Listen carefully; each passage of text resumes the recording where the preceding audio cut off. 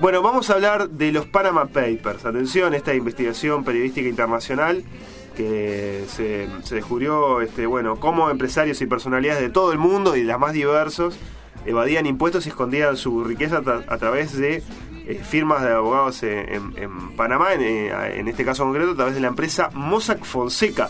Personalidades muy variadas, desde Mauricio Macri, Lionel Messi, bueno, los gobiernos de Arabia Saudita, hasta... En nuestro país, Pedro Damiani fue uno de los más nombrados, también, ¿no? Entre varios. Tal cual.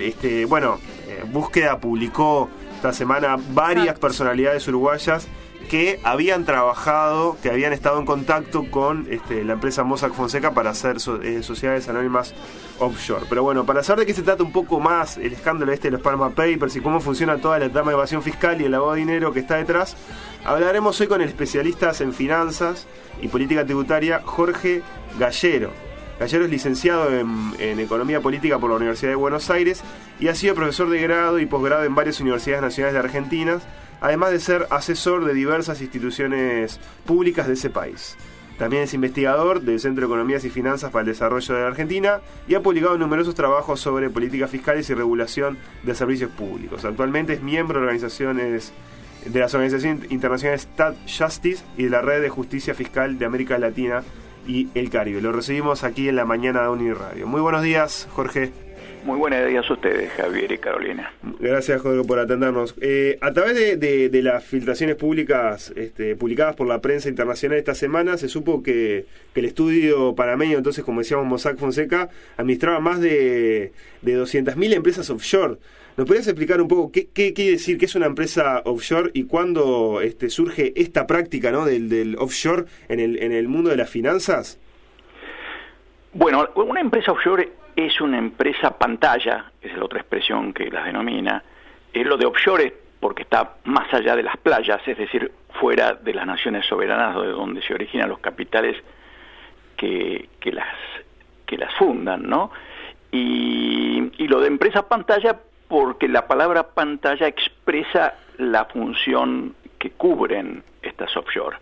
Es decir, ofrecer una pantalla que protege la identidad del titular de los activos que quieren traficarse a través de esta sociedad colocada en alguna jurisdicción de baja tributación, guaridas fiscales más claramente, jurisdicciones que son llamadas también jurisdicciones del secreto, porque además de ofrecer baja tributación a las empresas que allí se radiquen, les ofrecen protección completa de sus datos, es decir, incluyendo la cobertura completa de la identidad del propietario, que tiene cierta seguridad, salvo casos de filtraciones como estas, no queridas, que tienen la seguridad de que todo será cubierto. Entonces las cuestiones a que se dedique esta sociedad, las cuentas que tenga afuera, las utilidades que haga, las reinversiones que decida,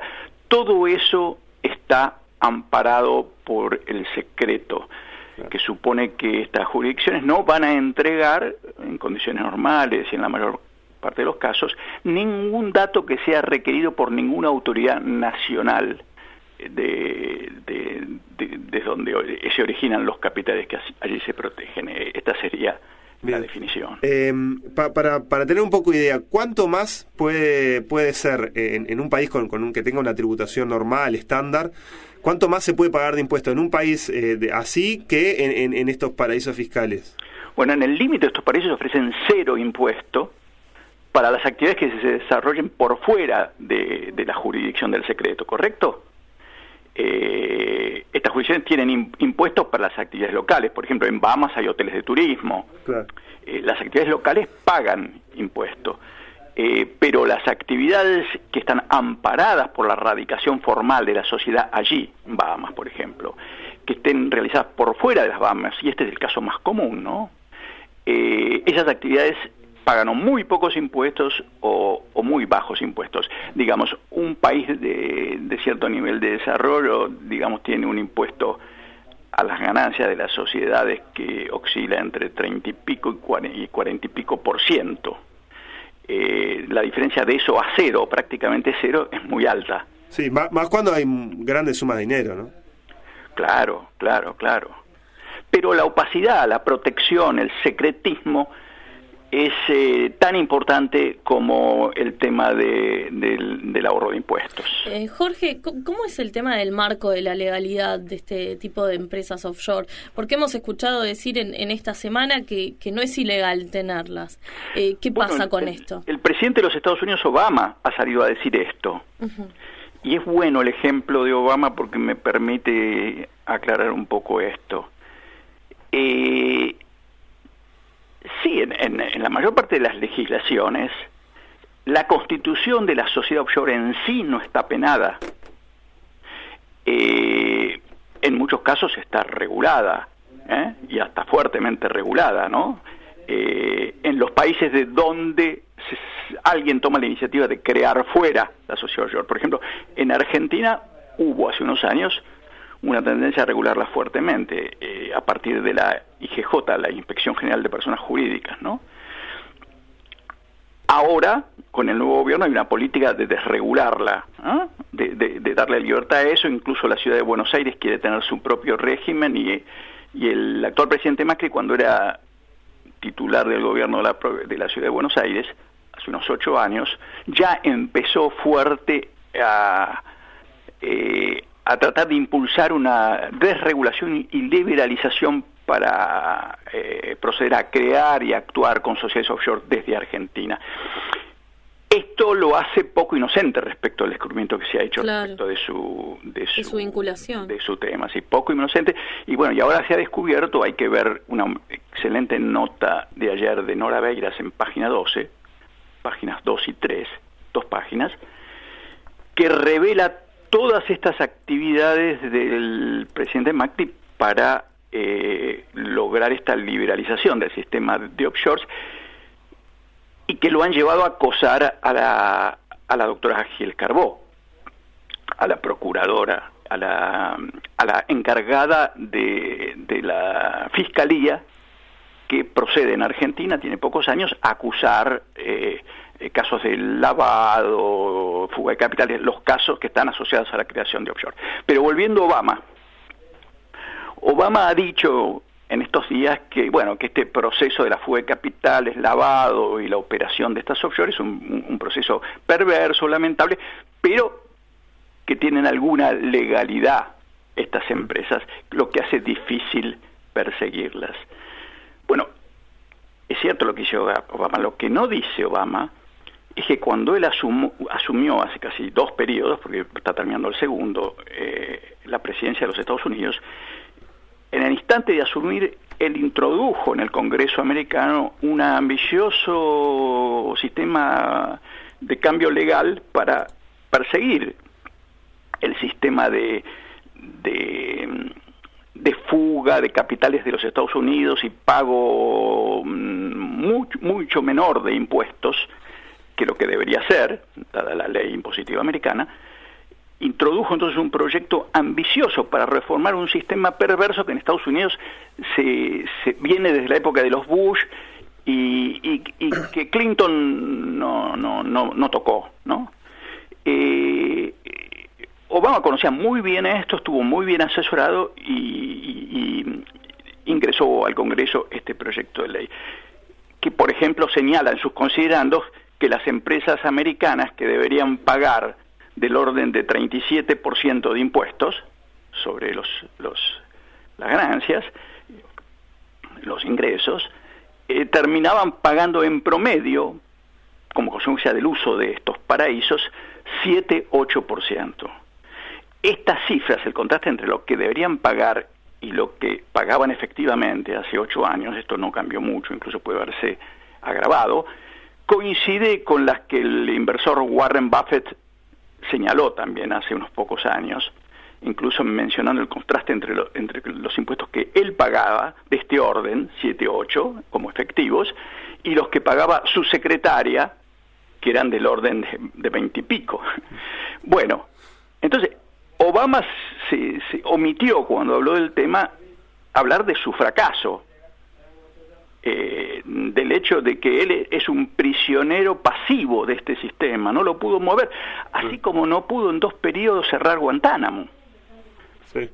Esto lo planteo porque me parece que muestra claramente el poder de estas instituciones globales opacas, de las que se benefician obviamente las multinacionales en primer lugar, los ricos globales y los grandes bancos globales, que son los actores ocultos en esta denuncia de los Panama Papers.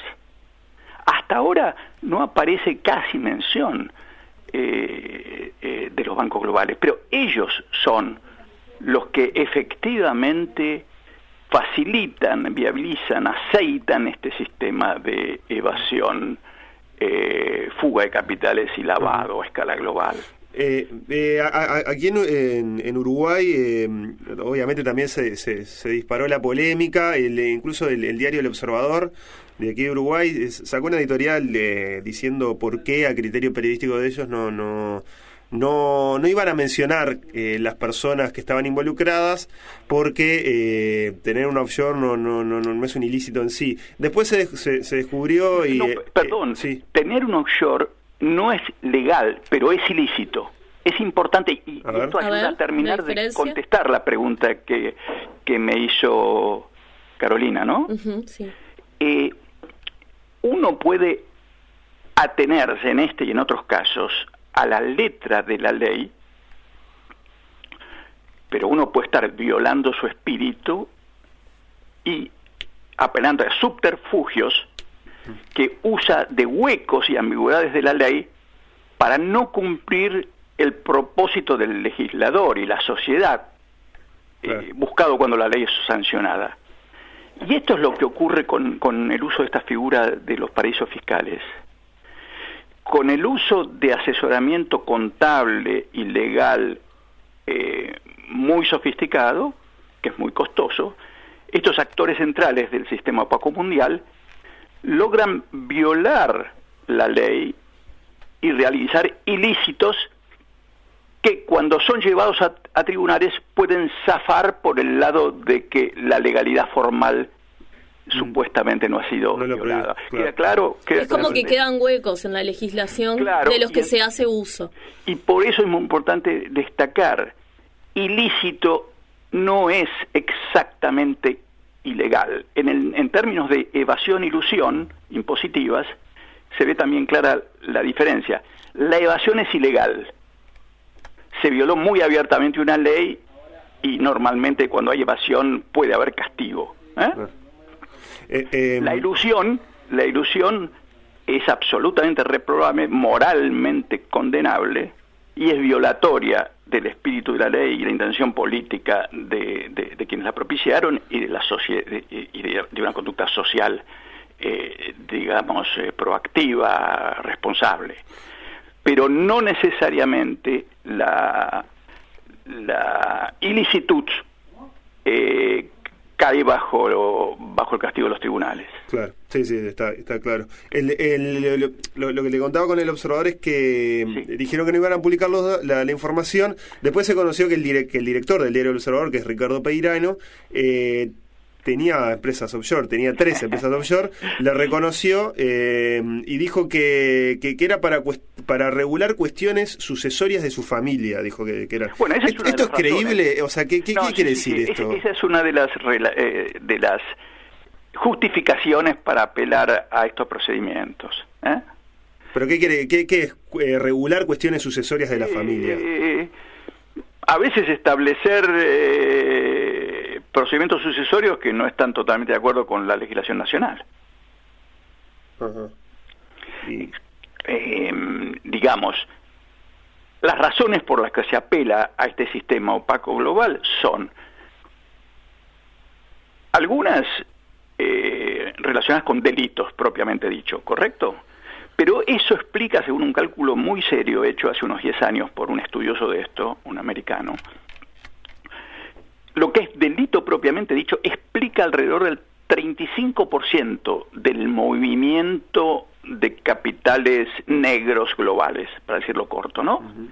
35%. El restante 65% tiene que ver con la actividad comercial de las multinacionales y los ricos globales y los grandes bancos. Y del 35%, apenas en orden de un tercio, que es delito propiamente dicho, ahí está obviamente el narcotráfico, tráfico de armas, de especies, tráfico de personas, y está también corrupción política. Bueno, lo que es propiamente corrupción política, que es el tema que aparece en tapa de todos los medios que reproducen esto con mayor intensidad, apenas representa en montos involucrados 4-5%, según la región de la que estamos hablando, de la masa total de capitales negros. Entonces, fíjense ustedes, aquí hay una manipulación mediática o, digamos, de los sectores más poderosos implicados, que obviamente apunta a una deslegitimación de la política a nivel global y en particular en los países del sur, que están caracterizados como los más corruptos en los rankings de Transparencia Internacional, por ejemplo. Pero las cifras serias muestran que no es así, que hay dos grandes mentiras detrás de esto. Una, que la corrupción política, muy repudiable y muy costosa para nuestros pueblos y países, estoy de acuerdo, ¿no? Representa una fracción muy menor del movimiento opaco global, y que entre el sur y el norte no hay diferencias significativas. Las estimaciones dan que mientras la corrupción política explica 4% de estos capitales negros en el sur, es decir, en los países en desarrollo, está explicando 5% en el norte. Es muy interesante analizar esto y es muy interesante tenerlo presente para no ser víctima de la manipulación mediática. En Argentina, ustedes mencionaban El Observador, ¿no? Sí. En Argentina, los diarios corresponsales por el momento de este consorcio de periodistas de investigación que meritoriamente ha descubierto, aparentemente, eso no está claro, pero sí ha trabajado sobre esta información, la ha procesado y la ha distribuido entre medios corresponsales en todo el mundo, de modo tal que todo sea develado el mismo día, ¿correcto? En Argentina, los corresponsales son La Nación y Canal 13, o el grupo Clarín. Claro. ¿Y qué ocurrió con su primera revelación de esta información? Que develaron menos de una decena de casos cuando se informó que argentinos implicados en estos Panama Papers hay 570.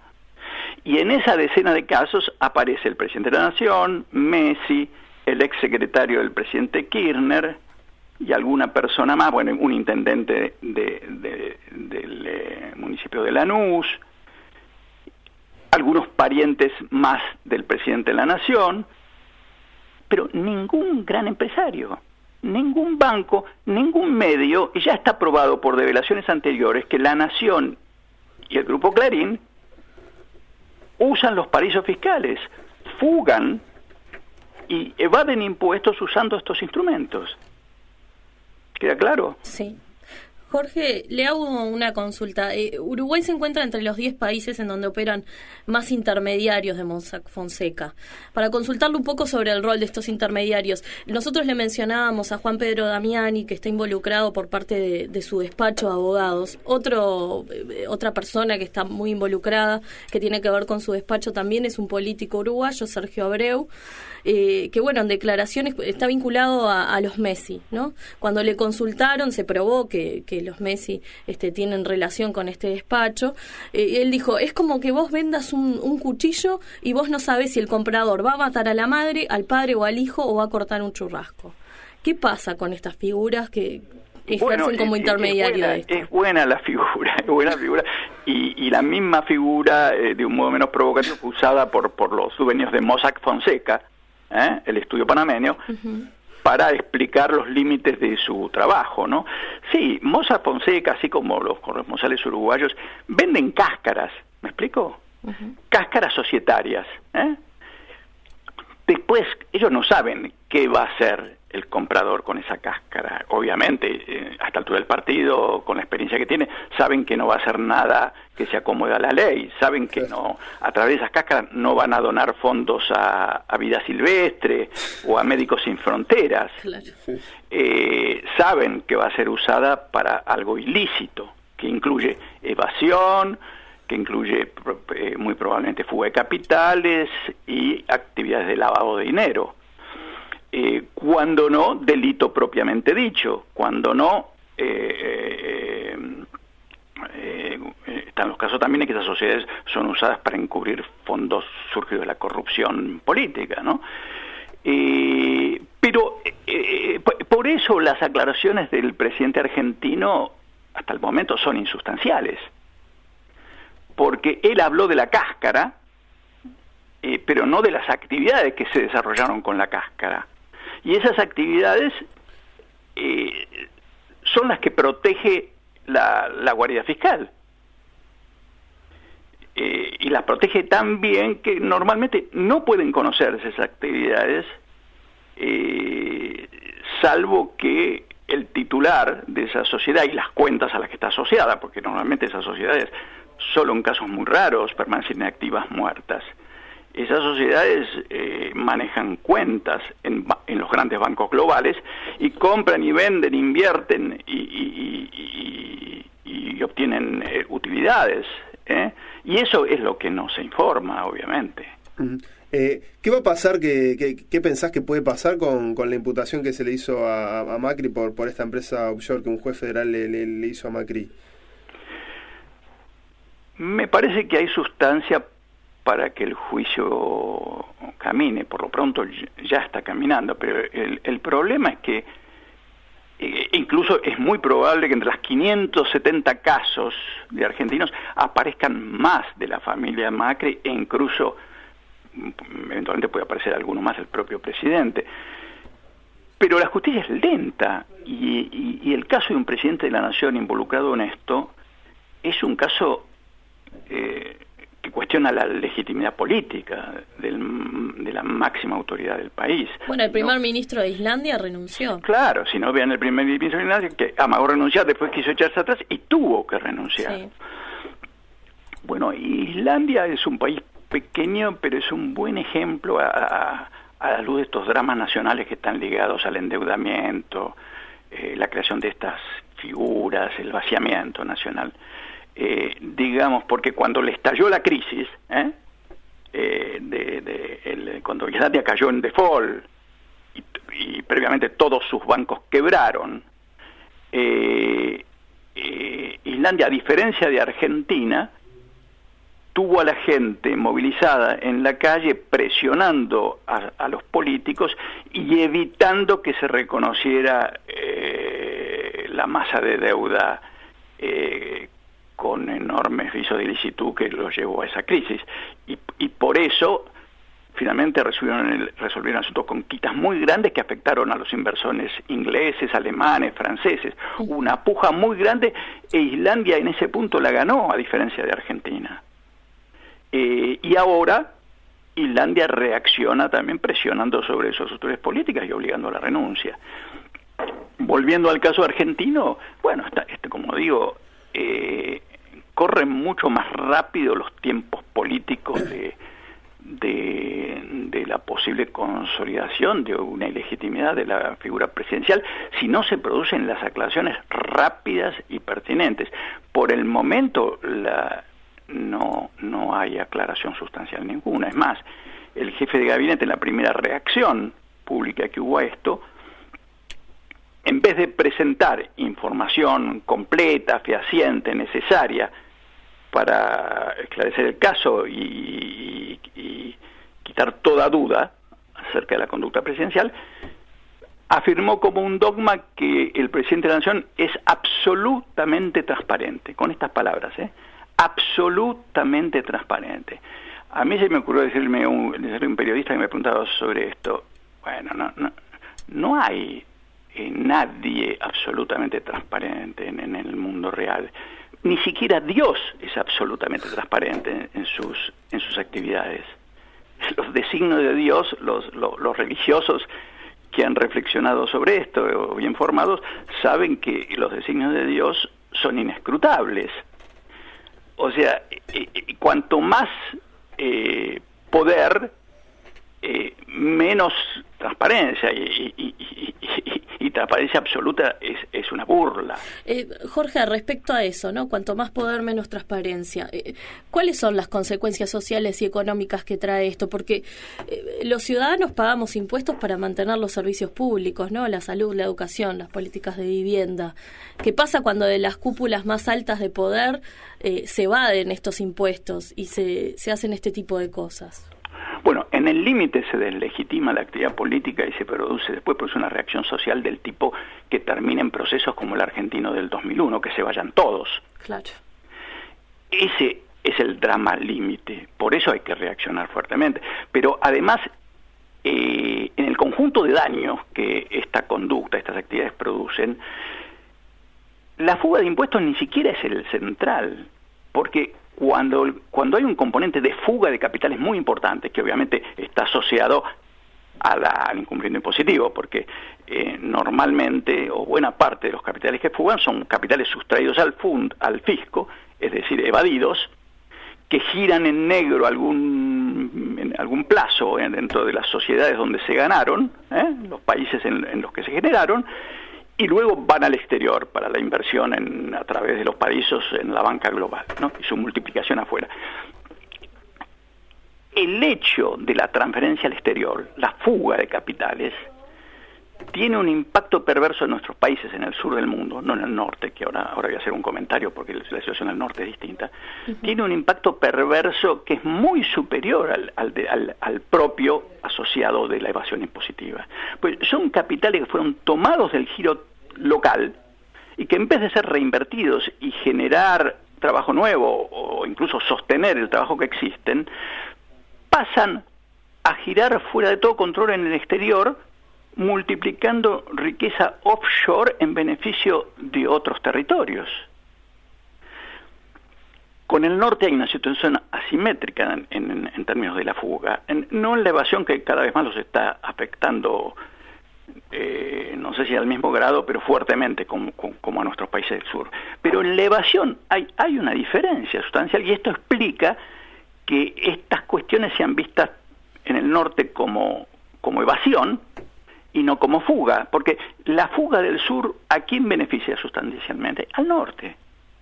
Los capitales que fugan de nuestros países se invierten en acciones, en propiedad, Miami, en fondos financieros, que son administrados en el norte, a favor de los intereses de la sociedad del norte, a través de los bancos del norte. ¿Y cuáles son los ejes centrales que manejan estas riquezas y los territorios que se benefician especialmente de este manejo? Y es la hermandad anglosajona, Estados Unidos e Inglaterra, donde tienen sede por el momento los dos centros financieros hegemónicos del globo, Londres y Nueva York. Claro. Alrededor de Londres y Nueva York orbitan el grueso de los paraísos fiscales importantes del mundo, los del Caribe y las Vírgenes, Bahamas, Caimán, los del Canal de la Mancha, la isla de Man, Jersey, Guernsey, y crecientemente en los últimos años los paraísos que están en el interior del territorio de estos dos países, el Reino Unido y Estados Unidos. Estados Unidos, ya está siendo sabido, tiene varios estados que son poderosos paraísos fiscales hoy, estados norteamericanos, Nevada, Delaware.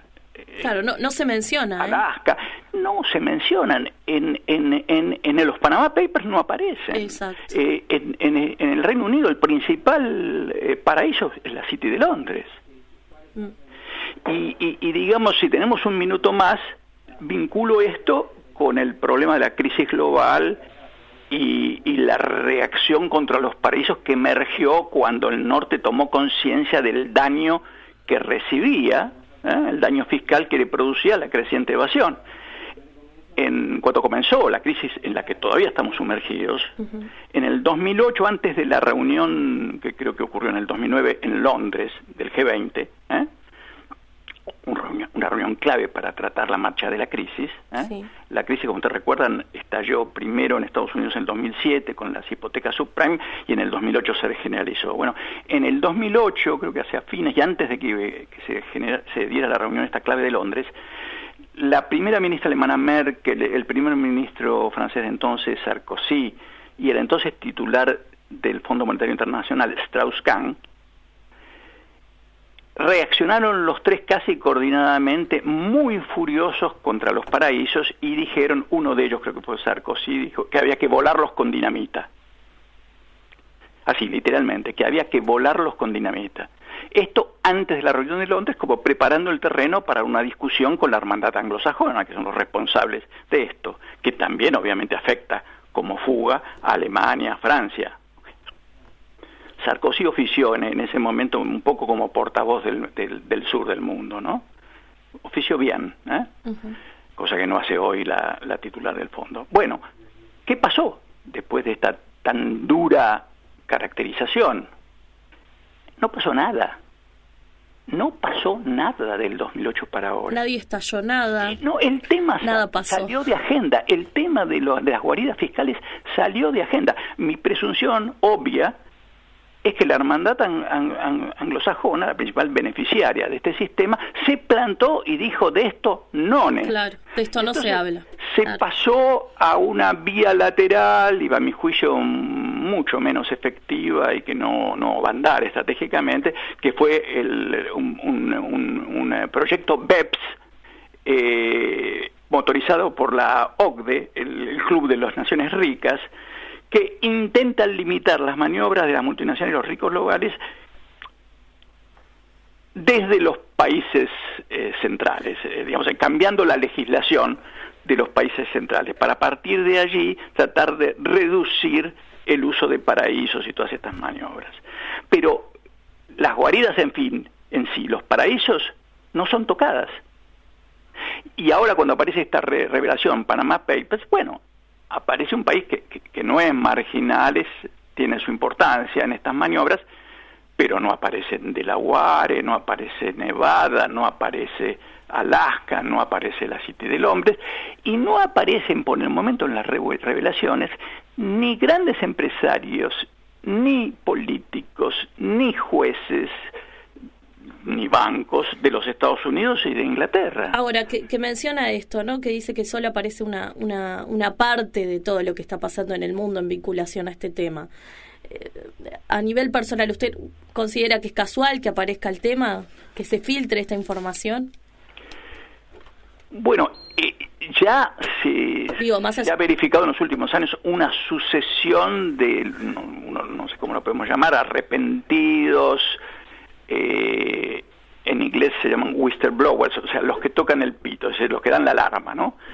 Hervé Falciani, francés en Suiza en relación a HSBC, Hernán Arbizu en Buenos Aires en relación a la actuación de JP Morgan en estos mismos negocios turbios, Rudolf Elmer en Suiza, hay una cantidad de varios americanos, hay una cantidad grande de arrepentidos que han hecho conocer información. Y yo conozco el caso de algunos con algún detalle, incluso me he entrevistado con algunos de ellos, con Elmer en Suiza, con Arbizu muchas veces, porque ha sido una fuente muy importante para nuestras investigaciones en el centro en el que yo he trabajado, al Cefidar. Y he leído atentamente los otros casos, el de Falciani, que incluso escribió un largo libro. Y no me quedan dudas respecto de las razones legítimas de diverso tipo por los cuales estas personas han actuado y han denunciado. No me queda la menor duda. Aun cuando incluso en algún caso, el de Falciani, él cuenta claramente en su libro que él tuvo la sensación en el momento que preparaba la captura de información de la base de datos del HSBC en Ginebra, en ese momento, y se preparaba para protegerse, porque sabía que iba a ser agredido, atacado, si no muerto, puesto en prisión, ¿no? En realidad no está en prisión en Suiza solo porque el gobierno francés lo protege. Bueno, en ese momento en que él estaba urdiendo la captura de la información que luego reveló, él dice que tuvo la sensación que había una fuerza oscura que estaba cerca y que empujaba en alguna dirección, ¿no? Que quería que esto se produjera. Y no la pudo identificar, pero él honestamente señala esa percepción. En el caso de los Panama Papers no tengo ningún elemento serio.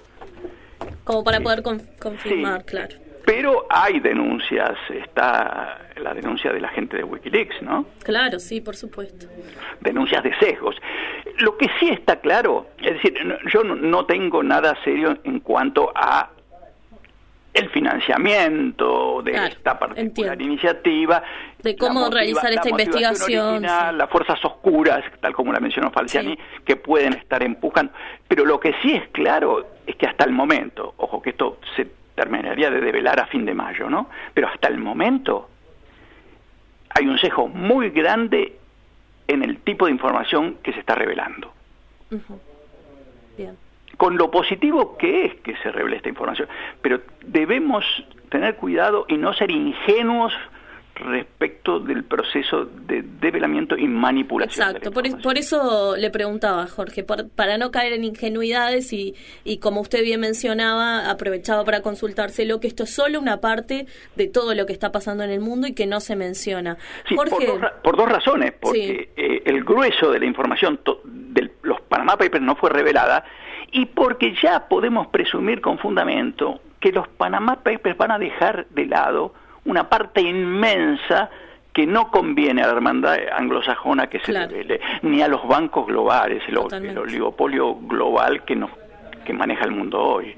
Jorge Gáchero, ha sido un placer hablar con usted, realmente ha sido meridianamente claro en todos los conceptos que nos ha transmitido y cómo ha dejado esclarecido el tema Panama Papers y diferentes conceptos que son difíciles de entender muchas veces. Bueno, me alegro que les haya gustado y bueno, para eso estoy. Yo soy investigador y bueno, mi finalidad es que mis trabajos no permanezcan en el estante de la biblioteca, sino que tengan difusión.